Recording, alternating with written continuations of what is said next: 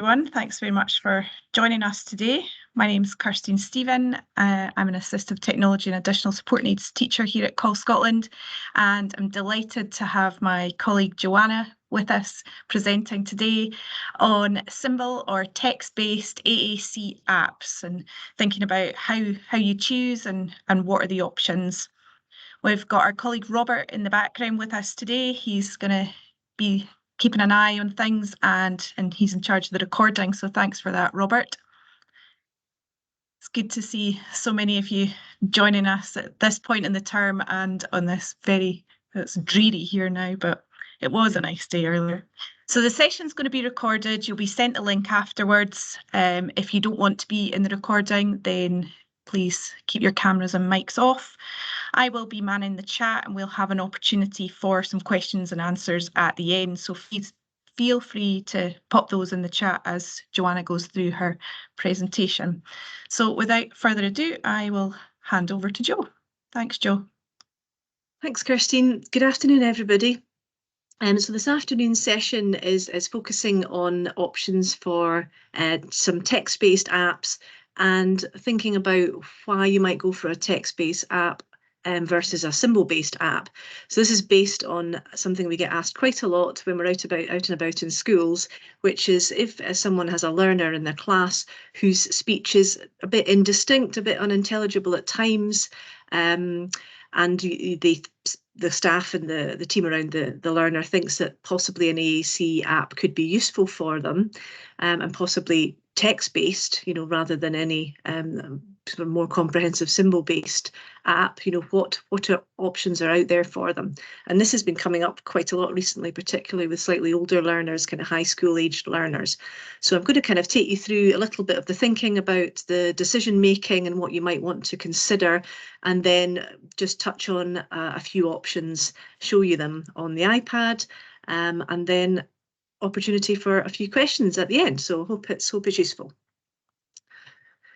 Okay, so first things to consider when you're thinking about a text-based versus a symbol-based app. So firstly, what are the learners' literacy skills like? So do they have any literacy skills?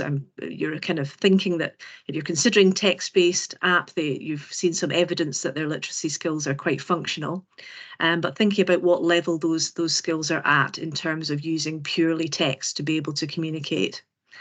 What age are they? So obviously for younger children, although they may have, quite good developing literacy skills, actually using text for all their communication can be quite tiring. It can be quite tricky to find things quickly. So depending on the learner and their age, you might want to consider that as well. Text-based apps tend to be more popular, and with older children, they're already texting messages, using WhatsApp, using social media, so they kind of want to kind of fit in with everybody else, of course, and be using those skills to communicate and to fix any communication breakdowns as well. Third thing to think about, really, do they have a learning difficulty? So obviously if it's purely a speech issue, then text could really be the answer. If they have a bit of a learning difficulty, then you might be also thinking, well, their literacy is quite good, but when it comes to processing, when it comes to the time to find words, to the efficiency of actually being able to find exactly what you want to say, having a picture, having a symbol can be really helpful. Like we use emojis, we use pictures and symbols a lot as well to speed up communication and speed up how we communicate both in the written form and when we're using a total communication approach as well. So thinking about that in terms of the speed that you want to be able to get your messages and the kind of fatigue of looking at a whole page of words. If you look at a whole grid of text, it can be, quite tiring and quite laborious to kind of go through each word and try and recognise it. So symbols definitely have a place in terms of recognition and in speed of communication. Do they have a physical difficulty? So if they have a physical access difficulty, you're going to have to consider your options as well, because not all communication apps have particularly good alternative access, and you might want a bigger size of app if they've got physical difficulty for them to use scanning or head tracking or any other alternative access method, or even a stylus. So some apps that we're going to mention are available on iPad and iPhone. So you can have a nice small portable app on your phone. But if you have a physical access difficulty, having it on your phone, having it in that really portable way might not be suitable. So that's another thing to consider. And fifth, does the AAC need to be portable on a phone? So several users recently out on our travels, we've had older teenagers who don't really want to be using communication app all the time, but sometimes, depending on the situation, depending if they're meeting new people or going out into new social situations, they want something to back up their speech. So having it on a phone is really important. So that size of the buttons and being able to access them, and the option of whether the app is available on a phone at all is obviously something to consider there. So text-based, what are the pros and cons of text-based apps?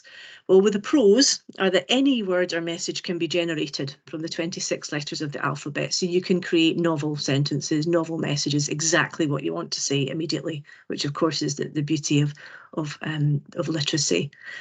Text can be easily used in other applications, so you can really easily copy the text that you've created in your communication app to onto the web, or web search, YouTube, text messages, emails, etc. So that's really easy to do, and it's most commonly used among peers in society. So as you all know, especially older children, in fact, anybody from upper primary really, is texting, is on WhatsApp, is messaging. So there's a lot more awareness of using text to communicate. And word prediction is used. I mean, we all use predictive text on our phone, whether we like it or not, but it's used and really speeds up communication and makes text-based more efficient. So it's not as if you're having to type out every single letter for every single word. You can use word prediction really effectively for communication. 2, the cons, it can be tiring relying solely on text. As I just mentioned, if you look at a whole page of words and try and find the one you're looking for, it's a bit of a laborious process, especially if your literacy skills are good, but they're not, really, really well developed. So trying to spot those words, trying to word find can be really tiring. And also when people are stressed or overwhelmed, there's a lot of feedback from AAC users who use text predominantly, saying that when they feel a bit stressed or tired or in a new situation or a sort of high pressure situation, like giving a talk or some kind of meeting new people and speaking to new people, they like having that backup of having symbols as well, because it can just be too much, too overwhelming to find the words purely by using the text. And motor difficulties can make spelling a word tricky at times. So if you have alternative access and you've got that cognitive load of trying to find the word and trying to use your alternative access method like a switch or any other, or eye gaze or head tracking, again, that's just putting a whole other pressure and load on the communication situation. So for that setting as well, for that kind of access, it can be easier to locate a symbol. So we're kind of saying that there are pros and cons for text, and solely using text is something you really want to think about quite hard before you go down that line. So symbol-based, what are the pros and cons? So pros of using a symbol-based AAC app are that locating the words is easier and is more efficient. It can be easier to use when tired or stressed, as we've said, and they're really useful for representing concepts. So as we know with our learners who have learning difficulties, having a symbol, having a visual to represent a concept or a whole phrase or message can just be much easier to find, can make communication more effective, less tiring, and to be able to get your message across easier. The cons, so you're limited to what's programmed into the device, of course, so you've only got what someone has programmed in for you. It's not as easy to create novel phrases and sentences as you go. Categorising and organisation of symbol vocabulary can be a challenge. So as we probably know, if we work with learners who use symbol-based communication systems, thinking where to put new vocabulary, putting it in the right category, all that kind of organisation. The motor planning can be a bit of a challenge and can be a bit of a barrier as well. So that's something that when you're just working with the alphabet and text is not a problem. And some older learners don't like using symbols. So this happened really recently to me when I was on one of our call visits. Older learner had been trying out Grid for iPad with SuperCore 50, which is a symbol-based system. This boy had a hearing impairment, so his speech was kind of indistinct, but functional to very well-known communication partners, but not to any strangers. So he really did need something to back up his speech, but he tried the symbols and there's no way he was using it, didn't think it was cool enough, didn't fit in with his friends. So it was just a no to that. So we were really looking at something simple and text-based for him, which I'm going to show you in a minute. And also another con, I suppose, of symbol-based apps is that they can limit opportunities to access and focus on developing literacy. So it's so important if you're using a symbol-based system to also have access to a keyboard and the alphabet. So as well as those pre-stored messages, the learner can have access to the keyboard, and when they find a message, you can go to the alphabet or the keyboard and you can be spelling out, modelling the spelling of the sentence. So you're really always focusing on literacy skills and developing literacy from that early age as well. And that can sometimes be kind of put to the side a bit with a symbol-based system. So it's something that we're always recommending, that of thinking about the literacy side of things, of having the communication, but also modelling the symbols and then going and typing things out on the keyboard, as is appropriate to practice those early literacy skills as well. So it's not really an either or question, like most things in assistive technology. It's not clear cut, but just a few things to think about here. So we use text and symbols and emojis in social media. So we use a combination. We don't just use text for communication or for writing now. We use a combination depending on the situation, depending on the person we're communicating with. We tend to think about what's the most appropriate communication method depending on our communication partner as well. We use photos and pictures to represent concepts. And our own personal total communication always combines symbols, signs, text, a bit of everything as well that we can pick and choose from depending on the setting. So it's exactly the same for our learners. Different methods may be needed at different times. So we've kind of talked about that depending on fatigue and depending on the task and depending on the situation. And use of phrase banks and sentence prediction can speed up access and locating of vocabulary. So when we have a look at text-based apps in a minute, a couple of examples, we're going to have a look at phrase banking and prediction as well, which is really handy to speed things up. So what are the signs that a user could benefit from a text-based option? Well, they probably seem quite obvious, I think. So number one, using the keyboard to type instead of browsing the vocabulary for some words. So not always going to the symbols or in their communication device, but trying to type things out. They've started to prefer the typing view. So in quite a few communication apps, you have the symbol-based, grid-based pages, and then you also have your keyboard. And if they're tending to go to the keyboard more and spell out more, which has happened to quite a few of my older learners, then you're thinking, maybe a text-based option could be something to move forward here. Is using the search feature to spell words and look for them. So most AAC apps have got a kind of search button that you can look and find where a particular word is stored when we're talking about those categories and finding where it is in your communication system. So if they're starting to independently search for words as well, obviously they could be spelling them out using the keyboard and text-to-speech within the app. Started organising and adding their own buttons and pre-stored phrases. Again, a learner I saw quite recently, older boy, had kind of developed from symbol-based communication to adding their own buttons, putting things in, using the text view, and we're now trying out one of the text-based apps with him. Again, to do with being more age appropriate as well for him, he found, and to have it more portable on his phone. and if they're successfully typing words and messages into other programs. So if they're typing things, text messages, if they can send a short email, particularly older learners, if they're able to text people, that could definitely be a sign that you could be trying out a text-based app.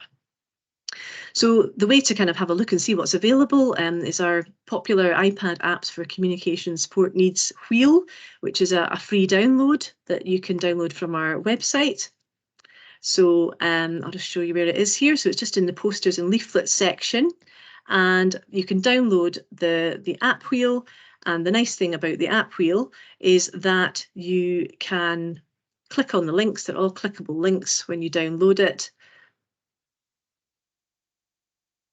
In fact, I'm going to show you it from here. If I just bring it up, you can download it, and then all the links are clicked to information about the apps.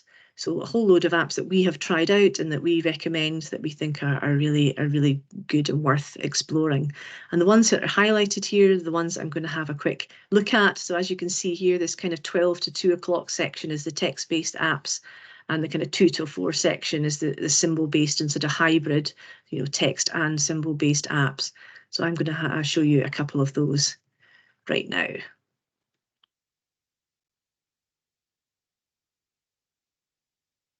So the text-based ones that I'm going to show you are Vocable, Proloquo for text, and Grid for iPad. So Vocable is a free app, so it's really nice, available on iPhone and iPad, and this is the one I've been using with a couple of learners recently who are purely wanting text, something simple, something on their phone, portable. It uses the voices, the iOS voices on your phone or device. And it's free, and it also has some alternative access options. It has built-in head tracking, which works really well actually.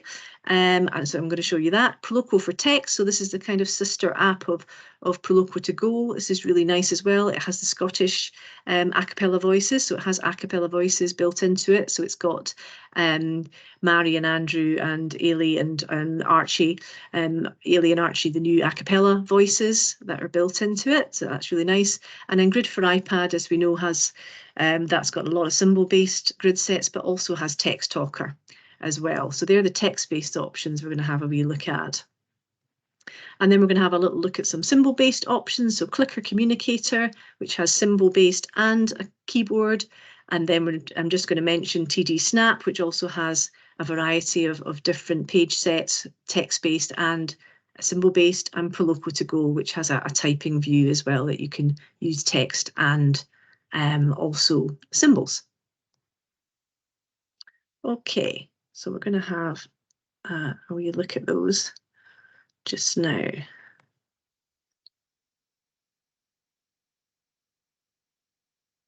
So I'm going to pull up my iPad.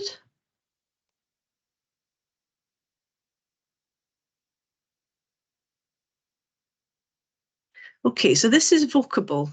So Vocable is really nice. You can do a combination of typing in your messages. Joe, sorry, Hello. that's your warning. Oh, sorry. That's Okay. all right. 5-minute warning. I might go on slightly longer if that's okay. That's all right. Hello. So you can type in your message exactly as you want it, but you have also got your pre-stored phrases. So this is my about me phrases. So I've popped some in. It's really easy to do. I like gardening. My birthday is in April.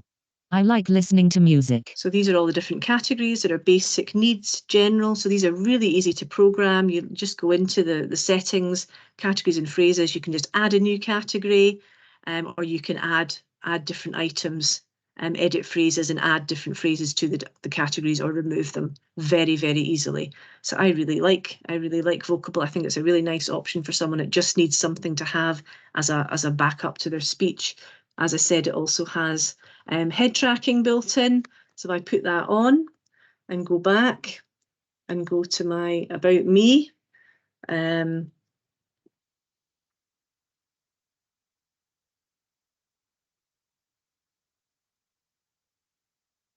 there we go. I can say, I have a cat called Luna. So that is literally me just like using the travel. camera on the iPad I like going to the theatre. and using my head. It's recognizing it from the camera, and it's actually really accurate without even any calibration. So that's a really nice feature as well. I'll turn that off. So that's Vocable. Proloquo for text, I'll just briefly show you that one as well. So I like this as well. It's got some nice features. Again, you've got your pre-stored phrases that you can add in and personalize on the left there. You've got quick talk. Please be patient while I write my message. So again, for speed and for things that you might want to say a lot. You can also add your own expressions, so things that you know, that are very, personal to you, that you say a lot. And then when you have your text, it comes My up. name is Joe. You can go through each sentence. My address is on Ashley Terrace. And then also the nice thing is that you can, when you delete it, if I go back in. My name is Joe. Say my name is Joe. I can make it big. I can just have the text there. I can put it round, so if I was showing it to a communication partner on my iPad or phone, I can just turn it round and show them. So I don't even have to use the speech output and then just go back round to me. So it's quite nice for that kind of communication partner activity. And as I said, it's got all the nice a cappella, good choice of voices built into it. Grid for iPad, that has a whole selection of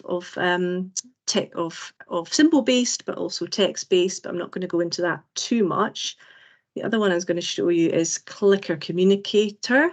So this is nice because it has a combination of the symbols, and it also has a really nice keyboard which has phonetic prediction. So if I was going to type juice, for example, and I was spelling it like a young child would, juice, what's it going to predict? And it comes up with juice.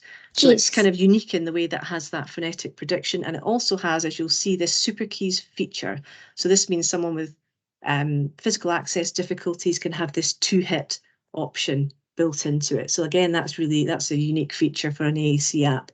So that means if you want something in that block, but you don't really have the physical skills to access it, when you press, the block's enlarged, and then you can choose your message and it auto closes.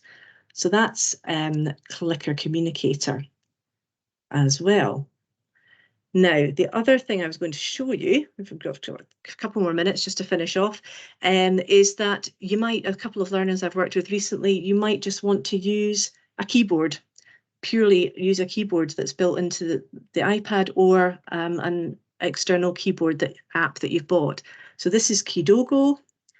So I can type in using Kidogo, and the built-in settings of the iPad mean that if I go to accessibility, spoken content, typing feedback, and say speak words, I can just use that to type into notes, for example. I open up notes, and I just want to say hello. I can just type in with the typing feedback just from a third-party keyboard on my iPad with the spoken content turned on, and that might be enough for some learners. Boy I saw recently, he was just using the iOS keyboard with the spoken content turned on, and that was enough for him as a backup to his speech. Okay, I think we're just going to come to finish off. Okay, so we're talking about if you're using an iPad or an iPhone, there are some other things that you might want to do if you're using those as a communication device. So there are a couple of really nice resources we have on our website about setting up guided access, so the learner's just using the communication app rather than getting kind of lost in all the different features of the phone, and a beginner's guide to setting up the iPad and the iPhone with accessibility settings. Built-in scanning, that's another thing. If someone has a physical access, some apps are better when it comes to using scanning. So there's a Praetorian applicator, which is a device we use a lot, Bluetooth interfaces attached to AAC apps within iPads. So again, that's something to consider, that you might need alternative access to the iPad as well. Grid, so most communication apps use the iOS scanning. Grid for iPad's got it kind of optimized, so it works really well. So some apps are kind of better in terms of using alternative access like scanning than others. So again, that's something to consider. Right, okay, I think that's me. I better stop there. And yeah, see if there's any questions. Thank you. Yep, anybody got any questions, please feel free to pop them into the chat. Every time I thought of a question, Joe, you then just went on to answer it. So, Oh. which was great, I guess one of the ones I was thinking about was, the advice for that older learner, when it isn't cool to have the symbols, but, I think it's about knowing your learner, isn't it? And looking for those alternatives. So what advice would you give there? Yeah, I suppose I mean, we know from just going out and working with pupils in schools that if they don't like it, they're not going to use it. So I suppose it's that balance between talking to them about what would help them and what they need and what they actually want to use. But I mean, the other thing is the sort of evolution of using emojis, along with text, and the way that we use symbols and pictures along with text as well. It's just making that easier, I think. There's just so many options now of adding symbols and visuals in with text on lots of mainstream software too. So I think young people are seeing that use of symbols and images with text. So again, it might evolve further and it'll be more acceptable again, and not That's seem right. so childlike. Yeah, and as you said, we all use both as well. Yeah. But yeah, somebody's asking there about the phonic prediction feature on Clicker Communicator. Yeah, well, it's phonetic prediction. So it just means that as you spell a word, it will predict what's likely to be that you're meaning. So other prediction doesn't tend to work like that. So it's actually picking up those sort of common phonetic errors and predicting what it's most likely to be. So it's just it's a nice feature for emergent literacy, really. Yeah, I was just saying when you were talking about that, actually, that it removes that barrier of spelling being a problem then as well, Yeah. So no, it's a great feature. Yeah, and again, the super keys feature, which you can also have on a keyboard, you can just have that super keys keyboard as a third-party keyboard. That two-hit feature is just so useful for learners who've got physical difficulties and can't, touch settings on an iPad are just not enough for them. They need something that's more supportive. So just having super keys keyboard maybe, and having that spoken content on that we all kind of forget about that's built into the iPad, that can be enough for some learners without needing another app. And yet, are there any other ones that have the phonetic prediction? Somebody's just asking there. Not that I know of. I think that's it's quite unique, isn't it? Yeah. I have a pupil who is speech but very unclear, and she cannot read and write. Currently trying symbol-based apps, right, and Makaton. Great. Well, hopefully, yeah. Most apps you can have, if you use the app wheel and click on them, there's a key underneath, and it tells you which ones are free and have a trial as well. So most you can have, a 30-day trial to try things out, which will hopefully be useful as well. Okay. Yep, people liking the apps that you've highlighted, and it's a good idea because you'll be sent the recording of today's session, so you can always go back and watch it over again and then go and try them out. Yeah, definitely. But it's not really a either or. There's always, with all these things, it totally depends on the learner. But yeah, good to have a few tools that you can access. That's the main. Yeah. Oh, just lost your sound there, Joe. Can you just say that again? Sorry. Oh, I was just saying the important thing is you having some tools to try out. That's the main barrier of people in school, teachers not having the things on their iPad to try. You see these things and you think, well, that looks great, but where am I going to get access to it? So the free trials and things worth checking out. Yeah, absolutely. That's what I was going to say. Okay, well, I think if we've got no further questions, we'll say thanks very much, everybody, for joining us today. This is actually our final webinar of the 23-24 session. So we're busy putting together our programme for August to December. So keep an eye out on our website and our socials for that. And thanks everybody for joining. Thanks, Jo. Thanks, everyone. Okay, have a good evening. Bye. Bye now.